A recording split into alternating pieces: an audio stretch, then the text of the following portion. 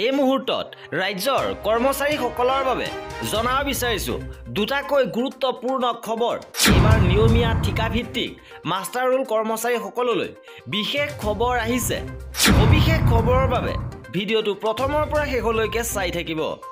উল্লেখযোগ্য যে ইতিমধ্যে নিৰ্বাচন আয়োগৰ ফালৰ পৰা জনোৱা হৈছিল যে এইবাৰ লোকসভা নিৰ্বাচনত ঠিকাভিত্তিক কৰ্মচাৰীসকলক নিৰ্বাচনৰ কামত ব্যৱহাৰ কৰিব নোৱাৰিব।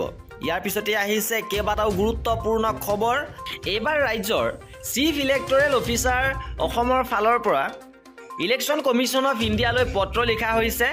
Request for allowing employees under different missions for engagement on election duty, অৰ্থাৎ ঠিকাভিত্তিক কৰ্মচাৰীসকলক নিৰ্বাচনৰ কামত ব্যৱহাৰ কৰিবৰ বাবে অনুমতি বিচাৰি এই পত্ৰ লিখা হৈছিলে। আৰু ইয়াৰ প্ৰত্যুত্তৰত নিৰ্বাচন আয়োগৰ ফালৰ পৰা জনোৱা হৈছে যে ৰাজ্যৰ চিফ ইলেক্টৰেল অফিচাৰৰ পৰা যি প্ৰপ'জেল প্ৰেৰণ কৰা হৈছে, এই প্ৰপ'জেল এপ্ৰুভ কৰিছে নিৰ্বাচন আয়োগৰ ফালৰ পৰা। অৰ্থাৎ ৰাজ্যৰ ঠিকাভিত্তিক কৰ্মচাৰীসকলে নিৰ্বাচনৰ কামত অংশগ্ৰহণ কৰিব পাৰিব।